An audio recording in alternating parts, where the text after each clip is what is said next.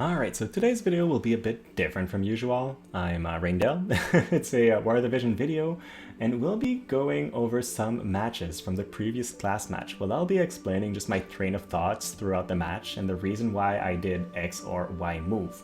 I did get in the top 120 of the class matches, which is high, but there are a lot of players that are better than me. And I'll link a couple other channels in the description of people that have performed really well.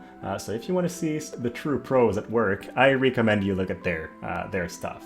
Let's take a look at our team here. And we were running Frederica with extra agility and quite a bit of defense using Golem.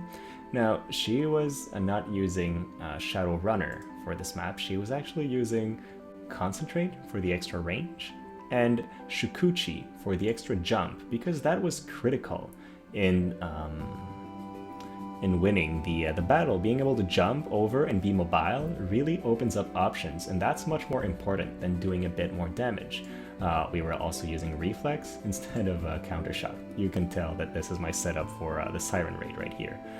We had 30 points of defense using Golem, and that was often surprising to our opponents, where they would use their own gunners or their own offensive characters to try to take out our Frederica, and then just kind of move back when they noticed that they could not kill her in one shot.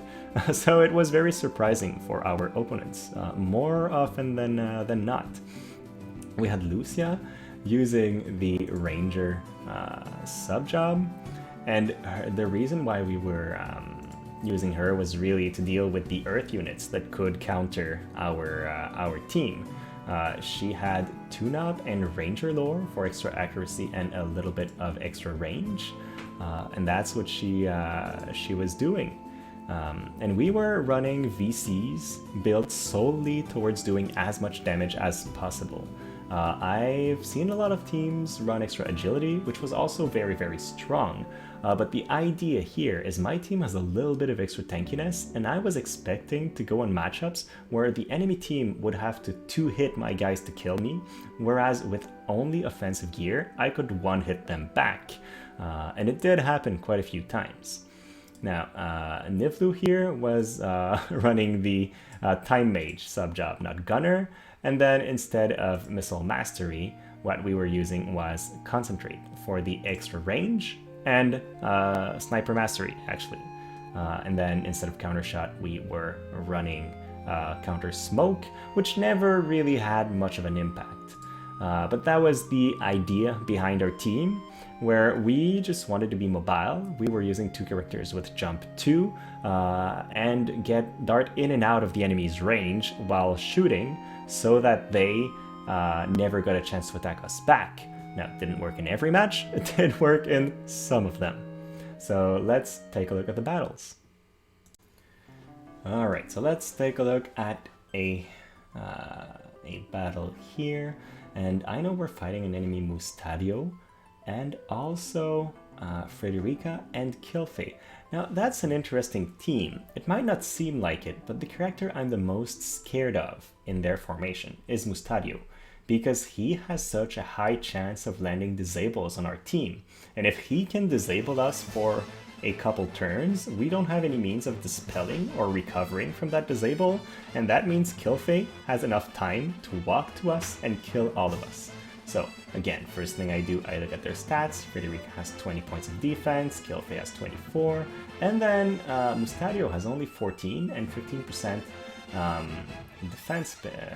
missile resistance, but he's resistant to lightning. So if I am to take him out, the best way would be to use Lucia, and with the stats that he has, Lucia can one-shot him, but he can't one-shot anyone on our team. Now, it's still scary, because if he gets the first hit on Lucia, he doesn't need to kill her, he just needs to CC her. So we're in a fight where there's a chance that if they land their CC before we do anything, they're just going to win.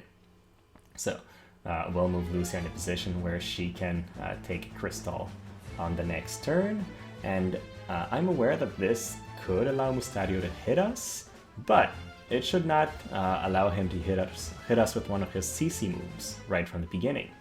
So now he's considering going for the crystal himself. and that would mean staying in range of Lucia for her next turn. So it's a very risky position to take. Instead, he decides to join his team, still staying within Lucia's range, but at least now, if Lucia moves to hit him, she has to get in danger from his Frederica. So it's sort of a sacrifice they have to make. Now, they also know that Mustadio is key to their victory, so they're casting Protect on him, hoping to protect him, I'm guessing, from Lucia's attack. I choose to keep Nivlu in the back, not because I would mind having another position, but because I want her to act faster. The enemy team is really quick, so having that extra turn can be critical to our victory.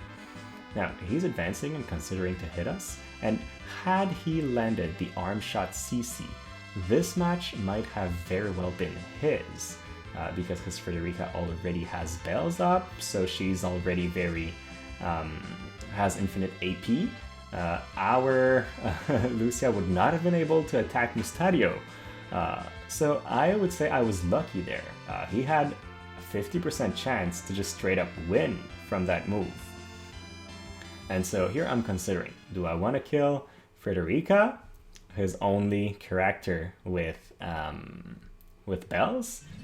And that's what I choose to do, because she has AoE attacks, and while Mustadio has a really high chance to CC, I can't one-kill him, thanks to Protect. So that's an issue. I wish I could have killed Mustadio here, but it wasn't possible, so I went with the target that I could actually kill.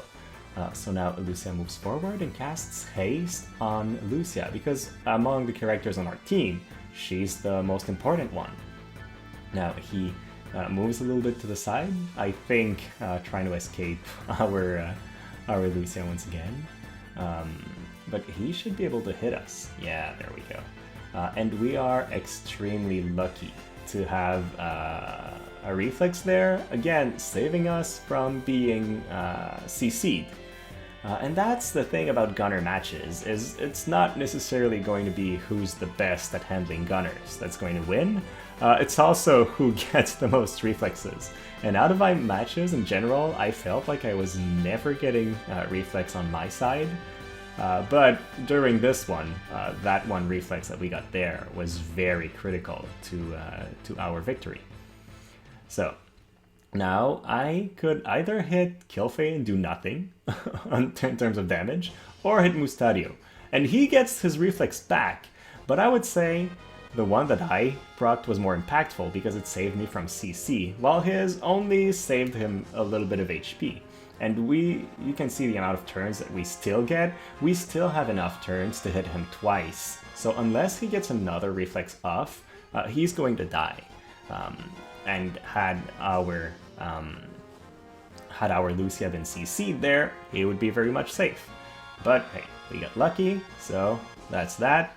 Now Lucia gets in range and manages to take him down, meaning he only has one unit to fight all three of our gunners. Now, Kilphe is resistant to missile, she has some decent defense, and she has the elemental advantage over several members of our team. But she hasn't cast her winged staff yet, so she can't actually get to anyone. So she has to use one turn to cast that buff, and within one turn we will have time to hit her several times. So now we're just wondering with Nivlu how far we have to move. And I don't like moving that close because I know that she's casting winged staff, or at least that's what I think. And if that's what she's doing, then she might be able to just move forward through the map and start killing us. And it might seem like we've already won, but it's not certain. So I just default to using haste because I was running out of time. My timer was actually at 0 the second I clicked that final thing.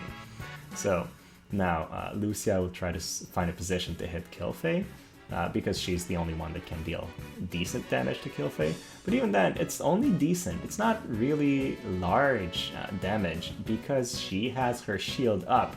So for that reason, I choose to move Lucia back because I'm thinking that I will first break her barriers using Nivlu, and after that I will hit her with Lucia and deal massive damage. So we're kind of hesitating here. If I wanted to, I guess, guarantee the win, what I would do is I would move all my units backwards and force her to be advancing on us. That's the chicken or cowardly way to play, but it would force her to just keep moving forward while we can attack her and move back. And in this map where healing has basically no impact, I could just kite her like this. So I'm thinking this at the end of my turn, but end up running out of time because I'm hesitating so much. So that's not what I decided to do in the end. I move Lucia in a position where she can potentially land her CC. And I really love this ability because you have 2 chances of landing 1 CC that will win you the game. We, however, did not land any of them, so she will still be able to play. That's a bit unfortunate. So we'll use Frederica just to break her last barrier, hoping that thanks to that Nivlu might be able to do decent damage with probably Spider Rain or Dispel Spread. And as we can tell, the chain is enough to finish her off even though we didn't get the CC, so we end up winning that match. Okay, so let's take a look at the battle that we have on our hands here. So we are still running our whole gunner team, and we end up fighting an enemy team with Sakura, Agrias, and Kain. And their team, if Kain rushes us immediately from the beginning, they might get pretty good, they might be able to kill some of us. So that's what's scary. They're all very forward in the beginning, so they want to move forward quick. So what I'll do is the same thing I do at the beginning of every match. I will look at their team's tankiness, because I want to know how easily I can take them out. Agrias has only 42 defense. That's very, very good for me, because it means that she won't be that tough to kill. Another 30 defense here, 20% missile resistance on Sakura, and then 23 defense on Kain. So they are not at the most tanky. Agrias has a very decent missile resistance, so she'll be the toughest one to take out, unless we can build a chain. But the main threat is actually not Agrias here, it is Kain, because if Kain gets on us, he will one-shot anyone on our team. He has a Demon Wall. And so our job, basically in priority, is take out the members of their team that can kill us, and then start working on their tank with chains. So we'll move Lucia in a position where she can get the crystal on her next turn. And right now we are out of range from Agrias because her longest range move has 5 squares of range, so she cannot get to us right now. And now my opponent, I think, makes a mistake of staying backwards. And what that means is we have time to cast haste on ourselves. And I'm not sure it means that when he does advance, we'll have a chance to take extra turns. So now Frederica has agility up and haste, so she will be able to act back to back, hitting Kain several times, possibly taking out his courage or not. And if he had immediately moved forward, I would have been left with a choice where either I attack now or buff, but I would lose the opportunity to have haste on if I were to attack. So now he begins moving his Agrias forward, and here, if I take this position, I get the crystal, but if Agrias is not disabled or immobilized, she will be able to confuse our Lucia. But since we have 2 different CCs that have more than 50% chance to work, I find the trade-off, the chance to be worth it, and we do get the immobilized. Now, that's not as good as getting the disable, but I'm still very satisfied. Again, my opponent chooses not to move forward and casts haste on himself. That means I can just keep my position and keep hasting other characters on my team, and just take it slow. They've basically lost their ability to use Agrias, and I can move to the side here and potentially grab a crystal and still not be in Kain's range. So the fact that he's not being aggressive gives me a chance to execute my game plan however I want. And here I'm really spreading out my team because I don't want to get AoE'd. They have Sakura and Kain that have great AoE capabilities, so I need to be careful. Now I know that Kain's range, his longest range attacks, unless he's using Taunting Blade, is a 4-square range attack. So when I moved Frederica here, I did calculate that. I knew that I was getting in a position where Kain could only hit us using 2 turns. He has haste. He might get a second turn. But since they didn't move forward very early in the match, we also have haste. So he's not that much faster than we are. Now, they are boosting their tankiness with Sakura, buffing Thunder Resistance, but if Nivlu can just get a Dispelling Shot, we'll be fine. So they're in a very tricky situation here. Their Kain should be in position to attack next turn, but he's also in position to start getting hit by our team. So we'll leverage that and begin hitting them. Now, I was just considering at that time, do I want to reduce their defense or do I want to dispel their buffs? Because I could have used Nivlu's Limit Break. But I think that with the amount of buffs that they can have, Sentinel and Sakura's resistance is up, it's better to do that than to hit them with something else. Also, Dispelling will dispel the extra square of movement that Kain has on himself thanks to his own TMR. It does not dispel the haste, but removing him his extra square of movement just would mean that he can't get to me again very easily, and that's very important. Now, we get to just slowly chain them down, and I don't believe that would have been possible had they been very aggressive early on. Now there's no way for Sakura to get in range. All of our characters still have AP because we were able to go ahead and grab some crystals, and their Agrias is still immobilized for a while, so she can use Sentinel or whatever other buff to try to soak up more attacks, soak up more of our AP, but in the end, at that point, the match is pretty much decided. So they're going to move Sakura to the side. Now, I don't know Sakura's range perfectly, so I could have made a mistake and ended up being in her range, but it appears like I did not. So she begins moving forward in a last-ditch effort to throw the game back her way. And I think at that point we've seen what we needed to see. I'll still let it play out. We'll use Nivlu's TMR to hit her and probably finish off Agrias at the same time. There we go. So that takes care of the threat of getting CC'd by Agrias. And notice that I never advanced Lucia in this fight because Agrias could have possibly used her Limit Break if I went into one of the squares in line with her. And that's something that I absolutely wanted to avoid. So there we go, we take out Sakura for the first time, but since we're not moving and she's trying to move forward, she's using more CT gauge than we do, so we get an extra turn and finally take her out. And we end up fighting an enemy Agrias, and she's always a somewhat scary opponent because of her CC, right? The second she gets in range, your team has a chance of being screwed.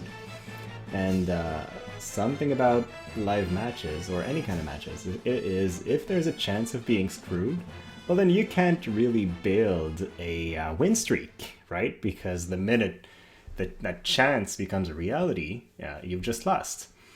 And here in matches, the first thing that I do whenever I begin a match is I take a look at my enemy's stats, because I want to know how easily I can take out their members. So here I see the defense, that's 66, with 18% missile resistance. That is an enemy that's going to be very tough to take out for my entire team. Here, Kilphe has less defense, still a lot of resistance, and etc. So I try to take measure of their stats and how easily I can kill them. I know that with their team here, I'm basically getting countered because I'm running 2 lightning gunners and they all have missile resistance gear. So it's going to be a tough match. Now Lucia does have the advantage of being an earth killer unit, but I'm not sure that'll be enough considering that they also have Agrias for which is a nice unit. So we're really in a rough position. What I will attempt to do is get in position for a disable on Agrias, and I need Lucia to get a crystal because she does not have any AP generation tool. So those crystals is what will allow her to fight properly. Now, the way the team that I'm running here was built around was having a lot of mobility and being able to go over the walls. The only unit that cannot do that is Lucia, and that's why I usually move her to the side with the intention of disabling the enemy team. In this fight, I'm hasting Lucia because she's the unit that has a chance to fight most of the enemy team. If she remains alive and able to fight, then she should technically have a chance of giving us the win. But now, the way their Agrias is moved is a scary spot for me, because if I go for the crystal, she can go for her own crystal, and then from there she can land her confusion on me. Because it has 5 square range, which means that she can easily hit me from one crystal to the other. It's exactly 5 square across. So I still choose to go, but it's a risk, and I don't like risks. So the future of this battle will let us know. There we go. So it looks like my memory was off here, and I did not choose to go. So the reason for that was Agrias has 5 square range on her limit break, and getting my Lucia confused would mean a defeat. Now their movement to the right side will not freeze up Frederica, allowing her to get her own crystal on her side. And that's very important because it will allow her to use Barrage, and while it will probably do low damage on most of the enemy team, it will be impactful if we break their barriers. Now Agrias is noticing that I'm out of range. It would not have been the case had I moved and gotten the crystal. So she begins moving forward a little bit, trying to be in range for next turn. And with Sentinel, meaning she is basically invincible for a while. So yeah, I'm also checking my range. My only way to hit her while getting the crystal would be using Sharpshoot. And again, that means I would be in her own range, which would be a very dangerous position. I choose to use Sharpshoot here just to get one of her barriers off, and since I'm picking up the crystal, I don't expect Lucia to be able to spend all the AP she's going to get in this combat. So using a move like this does not feel like a waste for me. Now, I measure my range again, and this is a very, very tough matchup, so don't expect me to win it. It's not a battle that can realistically be that could realistically be won in terms of matchups. In this action, I used the spell spread to remove her Sentinel buff and keep on building on my chain, because I know that I'm getting Lucia to go again before Agrias goes, and I'll also have the chance to hit her with Frederica on top of it, so that makes her a little bit more susceptible to future damage. And when you look at the turn order, it's very critical. You can see if you're getting another turn before your enemy, or you can plan around turn order. And while my team is not incredibly fast, it does have a bit more speed than Agrias, allowing us to do this play here. So now I can tell that Agrias does not have Sharpshoot because I took it off. She has a little bit of a chain on her, so we're going to hit her again. And here, I believe that my enemy made a little bit of a mistake by not moving all of his group forward. That does protect him from AoE, but a lot of his units are not a threat yet to mine. So he only has Agrias in range to hit me, while the rest of his team are kind of backwards, so I'm getting free hits right now. So if I use Sadistic Dance, in that moment, if I land Disabled, it's a really, really good thing. If I land Immobilized, it's also a good thing, but she can hit me with her Limit Break. So that's my thinking here. But with 58% on both, we did not land a single one of those CCs. That can be game deciding. Had we managed to stop Agrias from acting, she would not have been able to confuse us, and we would have been able to just keep peppering her with those attacks. But now she just confuses one of us, making it so that our only choice is to kill Lucia before she kills our entire team. And the second Lucia dies, our win chance just goes out the window. So it's a very, very unfortunate situation. It would have probably happened either way, because we didn't have that high a chance to land the Disable, but I was expecting at least one of the two CCs to land when I used Lucia's ability. And my Lucia's Faith is actually at 97 to maximize those proc chances. So at that point, I kind of have no choice but to be aggressive, because my HP is lower than theirs, and Lucia will have to die, otherwise she'll kill the rest of our team. So the win is given to the team with the most members alive, and then if it's a draw, the highest HP percentage comes in there. Now, we hit Lucia and land a crit, which means she dies, so that's unfortunate, but Frederica has such a high crit chance that I was expecting this to happen nonetheless.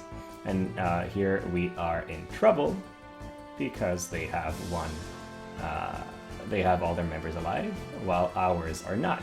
And what he could do is just keep Agrias back and use his very healthy units to move forward, because that way he's sure to have at least one more unit alive than I will. So it's kind of a trick that you can do if you have weaker targets that you know are about to go down. Just hide them in a corner like this. And that means that it's really hard for me to kill his Agrias now. And if I want to go and kill her, I have to go and put myself in danger, and then Nivlu will clearly die when faced with 2 units against whom she has elemental disadvantage.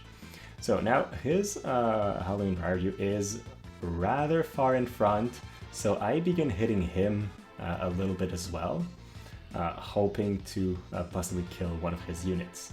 But again, if I lower their HP, it doesn't matter if like their team are all at 1 HP. If they have 3 people alive and we have only 2 of them alive, they win.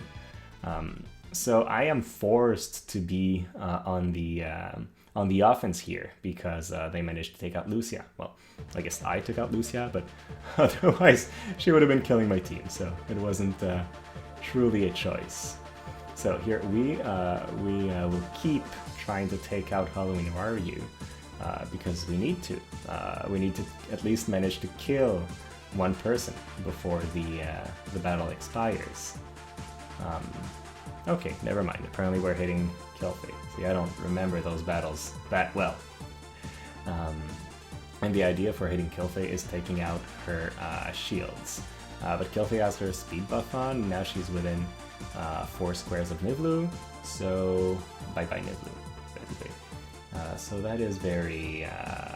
that is where the elemental advantage and high mobility comes into account. We will lose this fight. At that point, there's no way for me to take out their remaining members, because we no longer have the ability to destroy barriers or do anything else. And the way this guy's playing is extremely safe. He's moving his entire wounded team backwards knowing that those guys are not necessary to beat my Frederica, thanks to Kilphe's elemental advantage, among other things. So there's really no way for me to beat Kilphe here. I could try to poison her and run away, which is what I attempted. Didn't succeed. But she still has her increased movement, and she can basically just catch up to me no matter where I run. For that reason, I chose not to move, hoping that my next turn would come back a little bit quicker. But it was a desperate move, so she just moves forward and takes us out. So that was a really rough battle. Okay, so you've seen a couple matches. I just wanted to share how I view these as we approach the next season. The next season will be very different because Missile and Magic won't work very well. I'm expecting that there will be a lot of evasion units because Missile and Light Magic are the most easy ways to deal with evasion using Holy and Sharpshoot, and those tools will be taken away from us. So that means evasion will be that much more stronger. So yeah, we'll see how it goes. I might do another one of those videos for the latest class match if you guys find it interesting. So thank you so much for watching. Let me know your thoughts in the comments. Is this the kind of content that you'd like to see again, or should I keep to what I usually do? And then, yeah, thanks for your time, and have a great rest of your day.